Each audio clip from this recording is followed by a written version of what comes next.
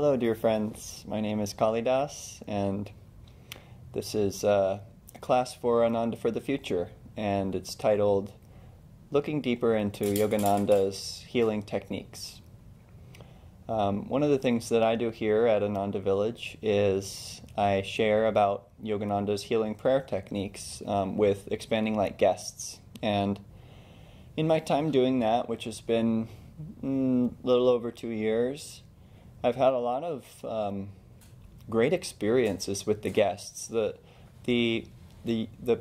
prayer technique that Yogananda gave us is extraordinary. It is a technique that really works. It shows people that praying is that we can receive results from our prayer in a very definite way that can increase our faith and thus increase our realization of God's presence. What we're going to do in this brief class is go over a few points that I've sort of come to teach people. At first, when I began giving the classes, it was sort of, what do I do? Maybe I'll just teach them the technique, which is you rub your hands together and you generate an awareness of the life force, and you send this life force to those you know of who are in need. Perhaps if you've been to Ananda or any Ananda center, you've practiced this technique. And so what we're going to do is go over a few points on how to deepen our practice and how to increase our own spiritual realization through prayer and through praying for others. Yogananda said that the channel is blessed by that which flows through it. And there's a healing spring in Lourdes, France, and perhaps you've seen the movie The Song of Bernadette. This movie's about this healing spring, and I'm not going to go through the story of how it was, how it came to be, but it's a miraculous healing waters where they have built a church, and millions of people go there. And they all seek to be healed by these waters, which have been reputed to have healed many, many people.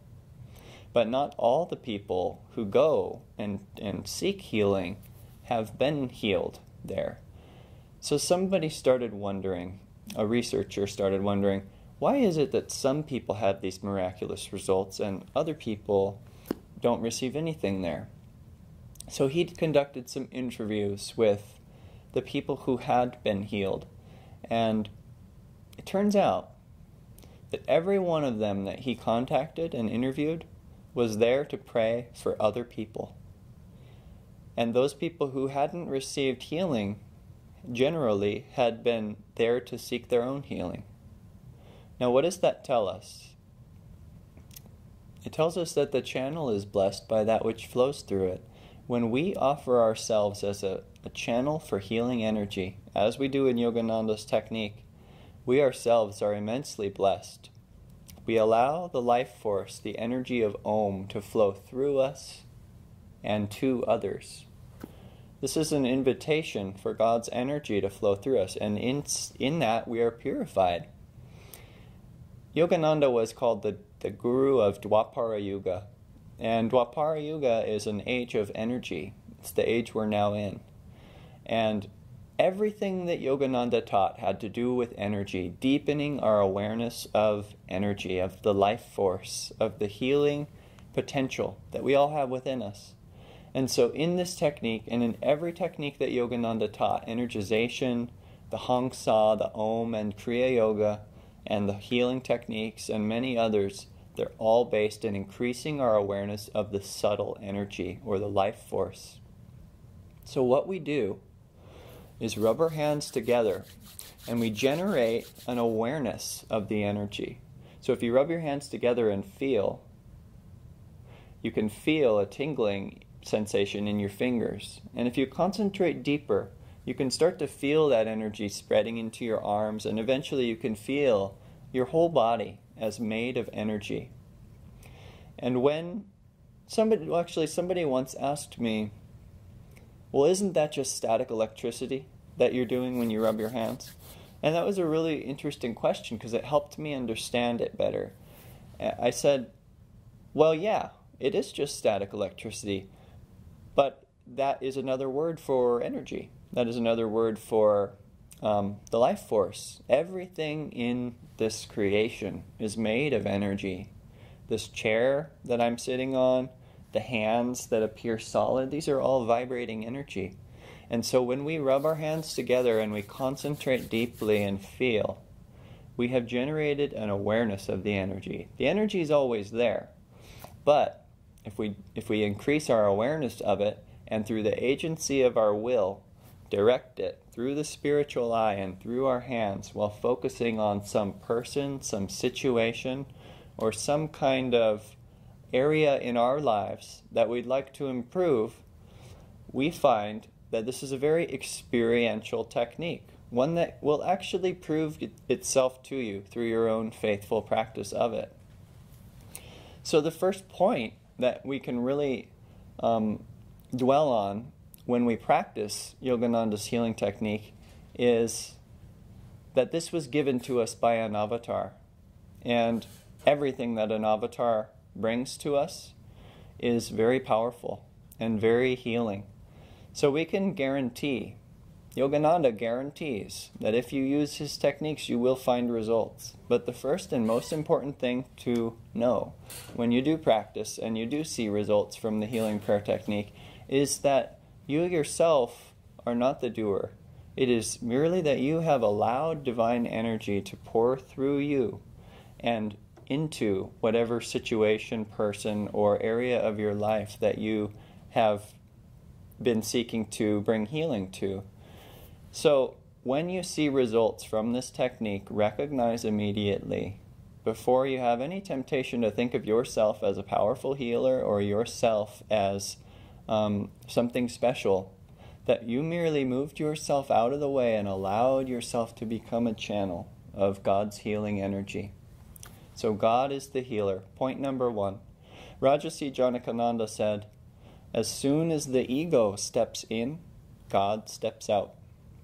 And as soon as the ego steps out, God is there.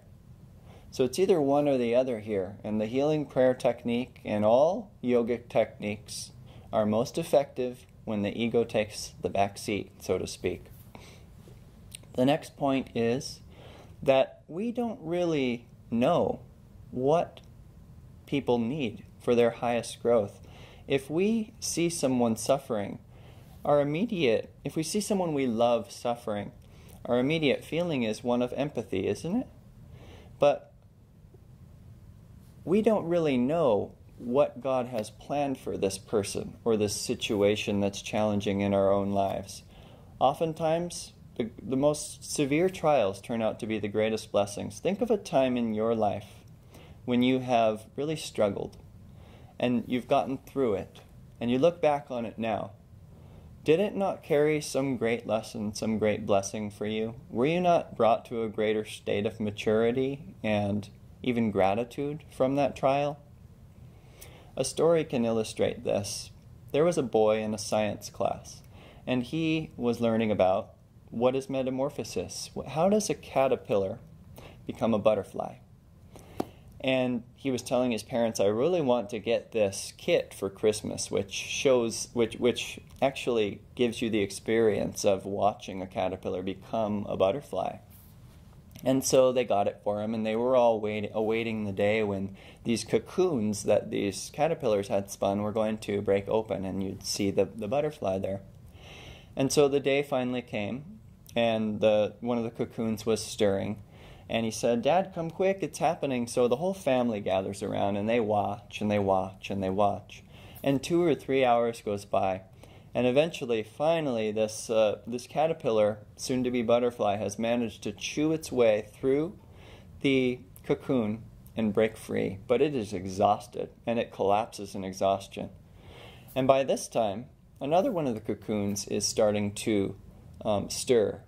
And the dad says, you know what, we can't sit here another 2 or 3 hours. I'm going to have to go and let's try to help it out. So he grabs his son's little Swiss Army knife and he goes and just makes a tiny incision in the cocoon. And this time the caterpillar, soon to be butterfly, got out much easier. But what do you think happened? Well, by this time, the one who had struggled its way out of the cocoon had regained its energy and had begun its new life in the sky. But the one that he had assisted, it wasn't able to live, it wasn't able to fly, because he had deprived it of an essential process for its growth. And that's the key point here, is in order to grow, we need to struggle a lot of the time, if not all the time. And this caterpillar butterfly needed to pump the fluid into its wings in order to break free. In order to break free, it needed to struggle and pump, and in the process it pumped the fluid into its wings, which then brought the life force there, and then it became a butterfly. So this story, it illustrates how if certain situations were taken away from people, a lot of times that would deprive them of a natural process for their growth. So when we pray for people, why do we pray for people? If what's being given to them is right for them and is there for their growth. Well, Yogananda's technique is a way of sending energy to them, sending the Om vibration to them. Jesus called it the comforter. And we are sending them energy to help them through this process of growth, to help them through this tunnel of darkness into the light. Not remove them entirely from it, but inspire them and help them to learn the lesson that is inherent in this trial, to receive the blessing that is hidden behind this hardship.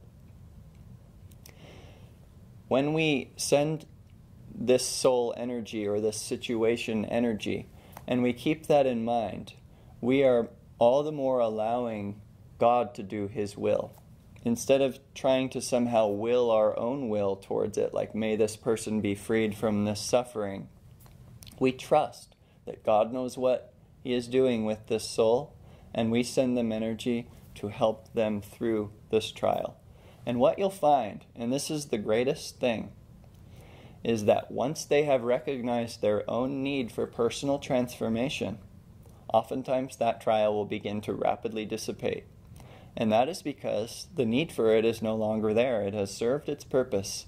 The trial or hardship has awakened in them the need for change. It doesn't always immediately dissipate, but you'll be surprised how often things will change when the subject that you're praying for recognizes their need for personal transformation.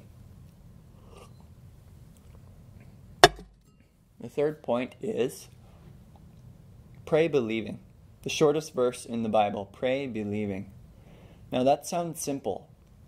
It sounded simple to me when I was a young boy and I would pray and I would hear, my mom would tell me things like, thank God in advance for your prayers that you ask Him.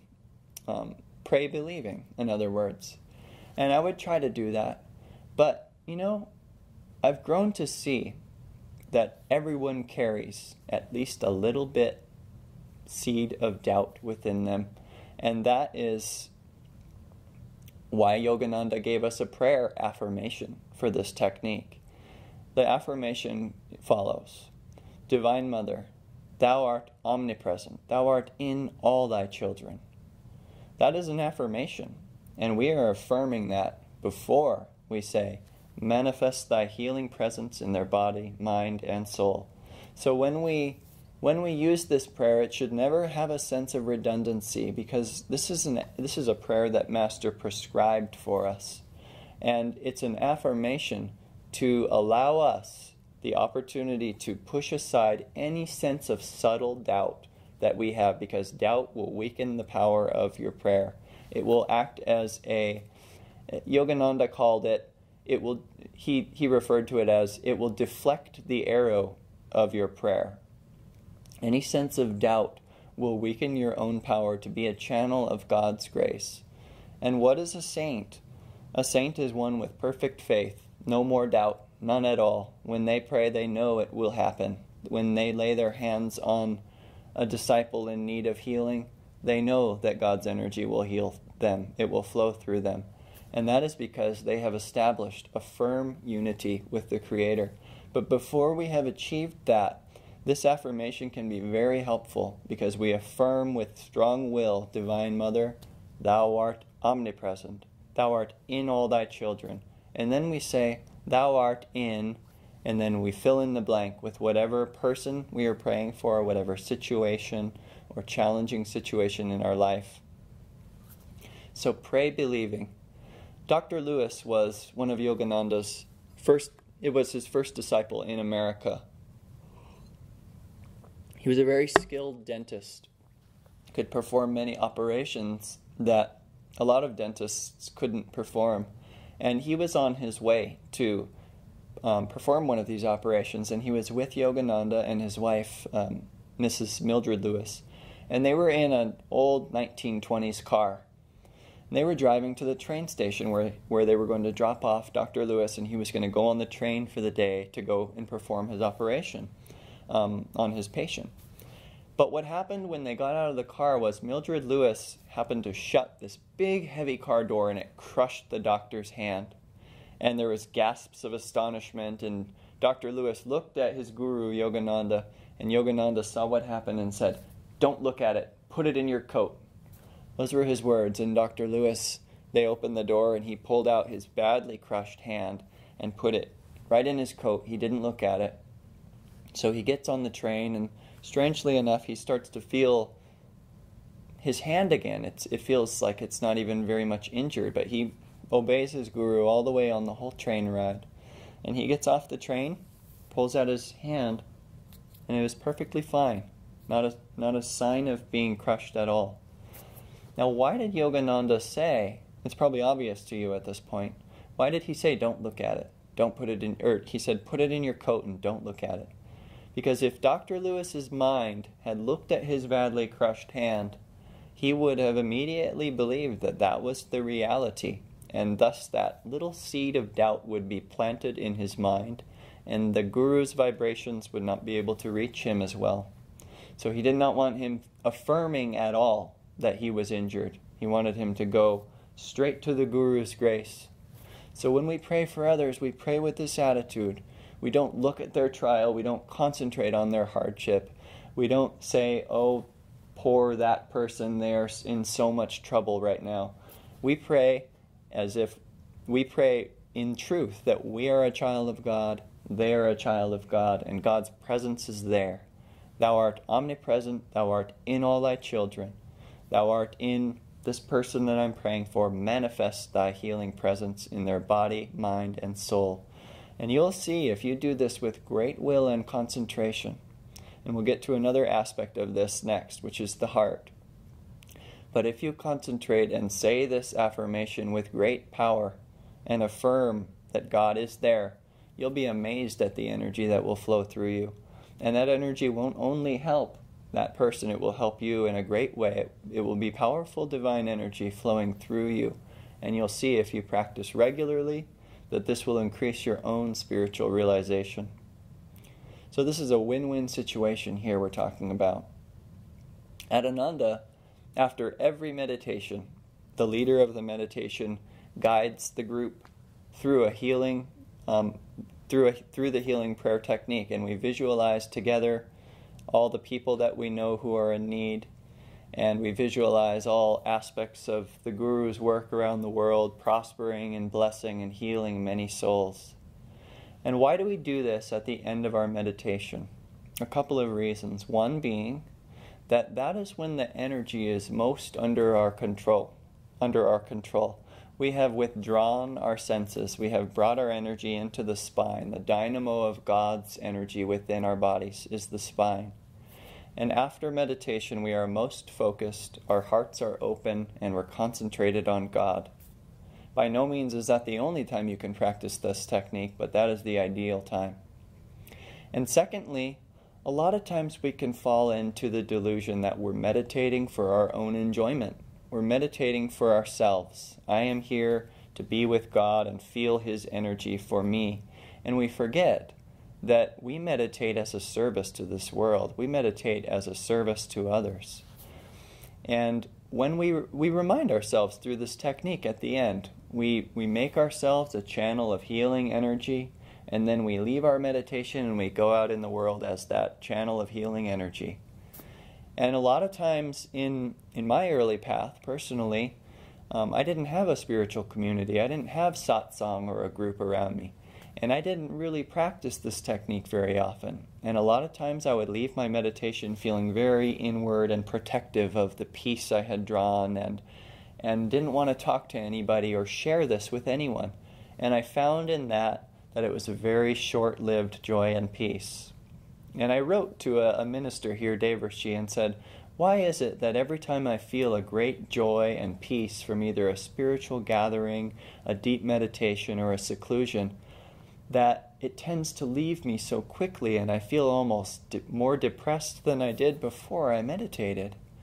And his answer really helped me a lot, and it was that to concentrate on sharing the joy that you feel. Don't feel like if you go and share it with others that it's going to be gone. You're going to make room for more. This is how we expand, is by helping and healing and serving others. So our meditation is to make us a channel of God's energy, first and foremost. All those great spiritual experiences and bliss will come as a result of concentrating on being a channel for God's energy. Remember that God doesn't come to us, He comes through us. And that is the way we experience true unity, as becoming an open, clear channel for the divine energy. And this technique is perfect for that. Next, let's talk about how we engage our heart in this process, because without the heart's energy, Sri Yukteswar said, without the heart's natural love, you cannot take a step forward on the spiritual path. The heart's energy is essential to all of Yogananda's techniques and any technique of yoga. When we pray, we want our heart to be open. We want our heart to feel love. And there are many different ways in which we can do this. When I first came to Ananda Village, I was thrilled to have found my spiritual family, to have found a place where you can meditate and practice God consciousness all day long and be reminded by everyone you see that that's what we're here to do. This was my home. I was just, as I said, I was thrilled. And I got a phone call 2 weeks after I got here. And it was my mom. And she said, your dad was just released from his prison sentence, and he needs somebody to come and live with him in Orange County and help him reintegrate into society and report to his parole officer for him and just help him in that way. And I said, I'm sorry, Mom, I found my home. This is my place to be. I'm sorry, I can't do it. And I hung up the phone and immediately just felt my energy was off. And in my next meditation, I realized, well, this is my next step. I'm going to have to leave. And I told the people who I was connected with here, I'm coming back soon. I just have to go and take care of this. My dad had been in prison for a few years for various victimless crimes, mostly to do with drug addiction. And when I arrived at his place, nothing really had changed. He was still taking a lot of different prescription things. His body has a lot of pain. And so what often happens when people have to take heavy painkillers is they become addicted to them. So that was the case here. And I would be in my room there at his house, and I'd be trying to meditate. And I'd be desiring silence, of course. But what I would hear was him running up and down the hallways, either with a vacuum or a box of old things, just rummaging through it, talking to himself, and just making tons of irritating noise.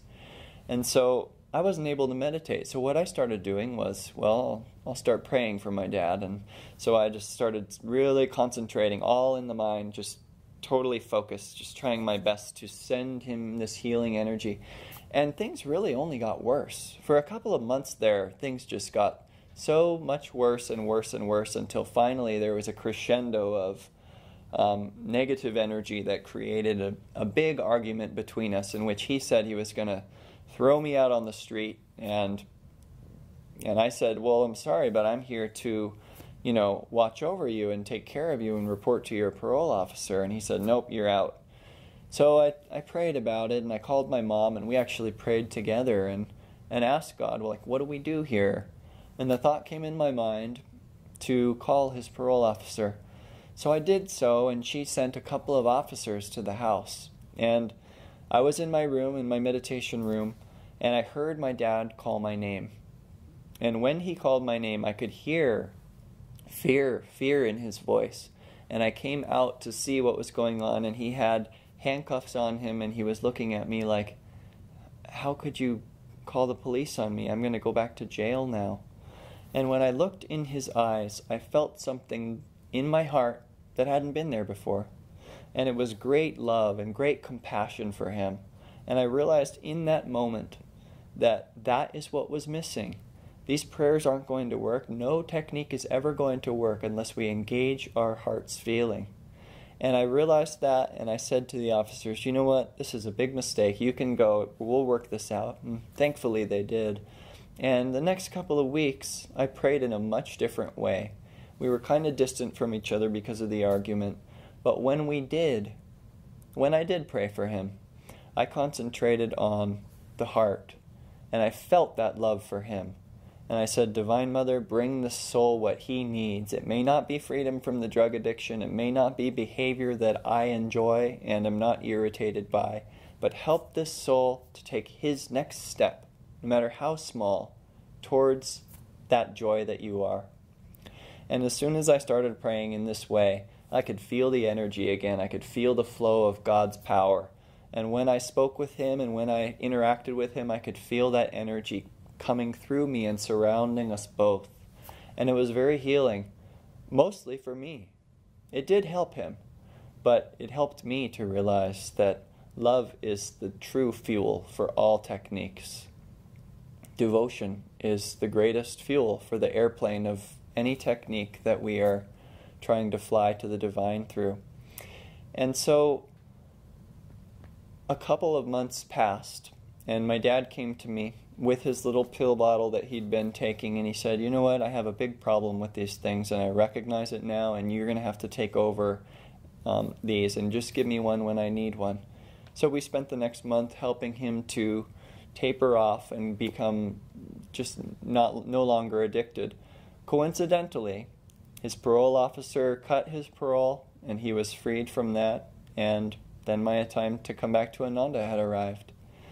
And you know what I realized when I got back to Ananda is that I wouldn't have even been able to live here if I hadn't made that realization that every technique and everything that we do on the path of yoga has to be permeated with a sense of love, some sense of the energy of the heart, whether it be appreciation, compassion, empathy, or just a sense of unity with someone who's suffering. We cannot be healers unless we recognize that God's power and God's presence in us is the same as it is in another. So concentrate, yes, focus as much of your will as you can on this technique, but use your heart's energy. Sri Yukteswar was a great saint of wisdom. He was powerful. You couldn't often see in his vibration that he was such a saint of great love. But Dharmadas, one of the ministers here, counted how many times he mentions the word love in his book, The Holy Science. 44 times in about 80 pages he writes the word love. That just shows you how essential it is to our spiritual path. So concentrate with devotion on any spiritual technique. Just to say, this one is very powerful with that, but any technique is Kriya Yoga, energization, or anything that your guru gives you. Now, St. Paul said to pray without ceasing. And this is our second to last point that we'll go over. And praying without ceasing is kind of a hard thing to grasp. I would say that a saint is one who never stops praying, who is always a channel of God's energy. So how do we pray without ceasing, and how does that help us? Well, it's called perseverance. We pray and pray and pray, even if we don't see results from our prayer. We pray and pray and pray for the person who we see who's suffering, even if their situation looks like it's getting worse. Because Yogananda said, don't dig up your prayer plant every day to see how it's growing. Just water it with faith, and in time you will see it flower. There's a beautiful story about the Chinese bamboo tree, which you may know. The very wise gardener who cultivates the Chinese bamboo tree has a lot of patience, because it takes this plant a long time to even show any sign of growth. So the inexperienced gardener will water it for a couple of years sometimes, and it won't even show anything. And a lot of times, most of the time, they'll just say, this is a bad seed, dig it up, get it out of here, and plant some watermelon. But the experienced gardener knows that if he waters that tree for 3 years, it will sprout into just a tiny little sapling about that big. And even then, some will give up and say, this is taking way too long. And 4 years go by, they've been watering it faithfully, but the wise and experienced gardener knows that 5 years of watering this tree, within 2 weeks it will sprout 50 to 80 feet into the air. And in that time, it's been developing life force. It's been developing a powerful rooting system in order to sustain such immense growth in such a short time. Perseverance is the same way. When we pray for others, we are watering their soul. We are helping them we are surrounding them in grace, and the moment they become receptive, that grace will pour into them. Many times, the people you're praying for will be closed off, but eventually, if you keep praying for them, your prayer, I think Yogananda equates it to like missiles breaking down the walls of a fortress. They will penetrate, and it will help that person. They will become receptive, and they will receive that blessing, and you will be amazed at how they will change, at how they will be blessed. And you yourself, in the process, will be so blessed for having persevered and allowed God's energy to flow through you with so much will and so much love and so much dedication. When we pray unceasingly, we ourselves are deeply blessed. And remember that story of the Chinese bamboo tree, and never give up hope when you pray for others, because that Chinese bamboo tree is inside them, and it will sprout when you give it a chance to, when you give it daily watering. So those who you know who are in need, keep a list by your meditation altar or your praying space, and pray for them regularly, no matter what the results in their life. And you may see great results. You may see them become healed. And then, should you stop praying for them? Well, if there's others in need in your life who seem like they need it, then certainly you can give your energy then to them. But what's interesting is you'll see that if people really have a strong habit and you pray for them, you may help them. That energy may help them. And then you might also see that when you stop praying for them, they might get right back into it. So a lot of times our consistent prayer is very helpful to people. And don't forget to do that regularly, because you're doing a service to humanity. And pray for the planet. See the planet surrounded in light when you pray. And lastly, I want to just talk about how Yogananda said to never neglect what you can do for yourself in the form of another. Never neglect what you can do for yourself in the form of another. What does this mean? We are everywhere. God is everywhere. God has created us through His energy.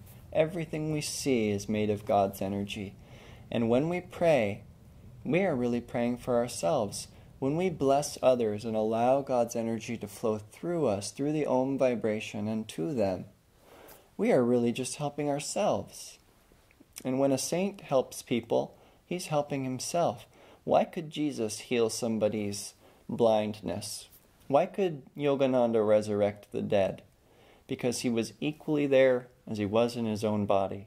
He had equal control over all matter, all space. This is the state of enlightenment. This is the state of a true saint, a true guru. And this is the state that we are coming closer and closer to as we practice the techniques of yoga and as we practice this healing prayer technique. Because in time we will see that it's not only a blessing for others, but it is a great blessing for our own spiritual development.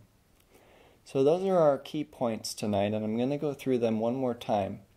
And I want to just say that if you focus on one of these, in time, the others will, in time you'll see that each one adds a specific benefit to your life of prayer and your life of meditation.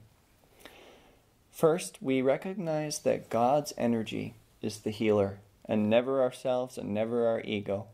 We never fall into the temptation that we ourselves are a powerful healer. It is always God's energy. Point number 1, God is the healer.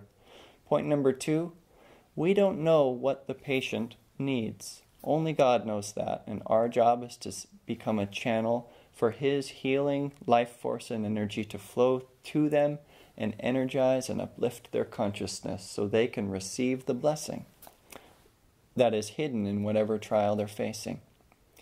And third, the third point is to pray believing. And do not allow any sense of doubt to enter your mind, and use Yogananda's prayer affirmation. Thou art omnipresent in all thy children. Thou art in this person I'm praying for, and you have the power to heal them. Fourth, pray with devotion. Open your heart. Allow that energy to be stirred up by chanting or praying for God to open your heart, or thinking of the person and feeling love for them. And allow that energy to flow upward through your spiritual eye and out through your fingertips when you send the energy. And fifth, to pray unceasingly or persevere. And lastly, pray with a sense of unity with your surroundings. Pray with a sense of unity with the subject of your prayer, because you're blessing yourself, you're blessing your true self, which is everywhere. And that is our destiny, is to realize through this technique and through all the techniques that your guru gives to you, that we are on our way to becoming one with all that is. Thanks for coming, and thanks for listening, and blessings on your prayer.